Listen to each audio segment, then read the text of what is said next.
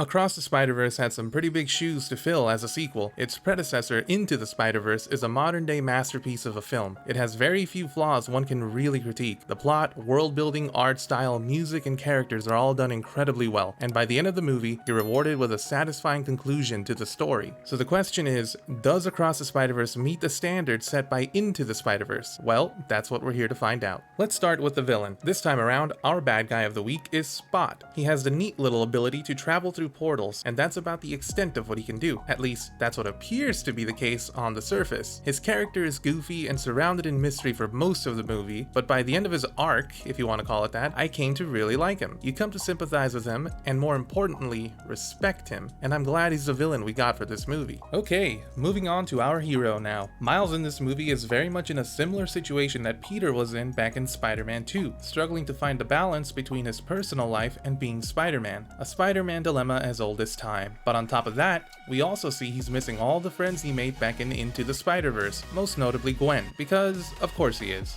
Come on. He felt like he had finally found somewhere he belonged being among his fellow Spider people, and as far as he knows, he won't ever see them again. So he's also struggling with a feeling of loneliness. It's only natural when you think about it. And that's not all. Miles also has a bomb dropped on him that completely flips his world upside down, giving him another giant issue to deal with on top of the challenges he already has to face in this movie. Needless to say, Miles has a lot on his plate this time around, and you'll probably be wondering if he can even solve all these problems. Let's quickly talk about the side characters in the movie. Miles' parents are portrayed really well. They bounce off each other like an actual married couple would. Miles' dad being the stern father figure with a soft side, and even having his own goofy moments, showing us where Miles gets it from. Then we have Miles' mom, being that sweet protective mom who just wants the best for her son, even if it ends up being at Miles' expense. But man, don't make her angry. Miles' best friend Genki didn't really do much at all, really. He was just there, sometimes. Oh, he did get to play Spider-Man 2 early though, so that's pretty cool, right? That's really it for what I would consider the side characters. Short list, I know,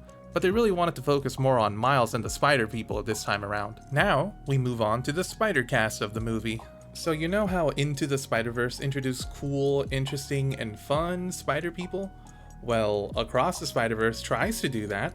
At best, we have a new, cool, fleshed out character, and at worst, we have a couple of new Spider people that don't really make sense to have around and are stupid and make me question their intelligence. These are very light spoilers that I'm going to talk about because if I don't bring it up now for my own sanity, then I'll probably go crazy thinking about it. Okay, here we go. Pretty early on into the movie, a spider person is called into battle for backup, and it was cool for about 10 seconds, and then you spot a very glaring issue with this character. So glaring, in fact, that I actually had to do a double take. So they call in a pregnant spider woman to fight in a dangerous life and death situation. I repeat, a pregnant spider woman fighting in a life and death situation. And it's not like she's a couple of weeks into her pregnancy. No, she looks ready to pop, and she's called in to throw down. I don't need to say any more on why this is a stupid character. Then there's another issue that's very similar to this, and this one is not a spoiler because it's been in a bunch of trailers now. So Peter B. Parker, aka Hobo Spider-Man from Into the Spider-Verse, spends basically all his screen time carrying around his infant daughter, and she's along for the ride in many dangerous situations. I don't know who was in charge of writing Peter's character in this movie, but they did a poor job. Peter acts like a total idiot in this movie. There isn't even a glimpse of responsibility or intelligence from Peter in this movie. He's written to act about as stupid as Goku does in Dragon Ball Super, and that really sucks. The last issue I have is with Spider-Punk.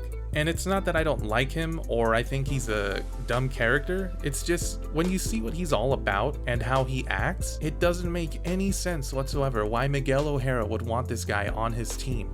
I'll talk about Gwen real quick since there's not much I can say without getting into major spoilers. Gwen's awesome. She's cool, but also struggles with guilt, anger, and that same feeling of loneliness that Miles has. It's for that reason whenever her and Miles are together, both of them light up and are just happier. They're each other's missing pieces, and I do enjoy the scenes these two share, whether it's for the better or for the worse. Finally, we arrive at the newest and best addition to the Spider-Cast, Spider-Man 2099. Man, let me tell you, this guy eats up every scene that he's in, and he's my personal favorite in this movie. He brings a much needed serious tone to the movie to balance out the more goofy nature of it, at least whenever Peter isn't around. Miguel is the leader of the Spider Society, and is in charge of maintaining the canon, as he puts it. Miguel is definitely an antagonist to Miles in this movie, but his reasons for doing what he does are completely valid.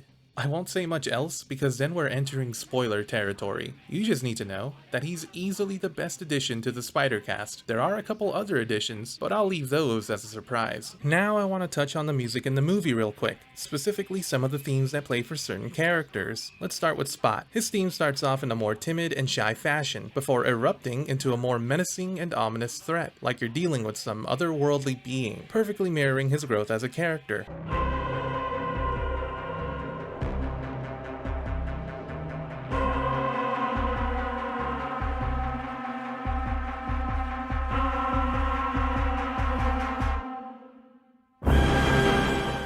Then there's Gwen. Her theme has so much going on in it, it's like a symphony of emotions all mixing together to form the most badass, bombastic, and heroic beat possible.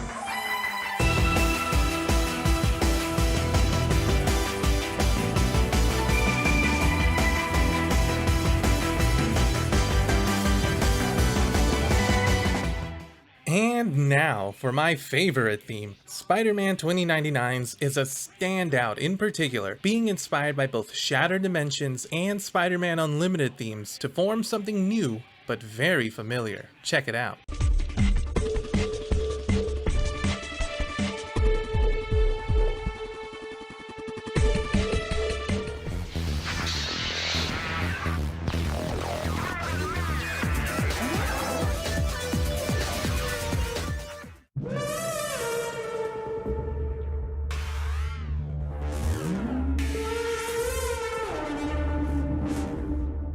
My only complaint about his theme is that it's too short. I know I'm seeming like a Miguel fanboy so far, but they gave this character so much love and respect in this movie with how they represented him. Can you really blame me for liking him so much? Now I'll talk about the ending of the movie in the most spoiler-free way that I can. Remember how I said at the beginning of the video that Into the Spider-Verse rewards you for watching it with a satisfying conclusion that wraps up the story? Well, let's just say Into the Spider-Verse is capable of being a standalone movie, and Across the Spider-Verse is not capable of that. This isn't to say that Across the Spider-Verse has a bad ending, it just isn't satisfying. It's mostly because the scale of the story is so large by the end that a runtime of 2 hours and 20 minutes isn't enough time to cover everything that was packed in here. However, with everything that has been set up in this film, the third installment in the Spider-Verse trilogy is shaping up to be pretty amazing, giving the franchise one more chance to top itself. In the end, I'll just say this: Into the Spider-Verse is a 10 out of 10, and Across the Spider-Verse is a 9 out of 10. And even if they didn't have the jarring portrayal of Peter and the outrageous addition of a pregnant Spider-Woman on the team, the movie would still only be a 9.5 out of 10. It's just a way that they decided to end the movie that really holds it back from being a 10 out of 10.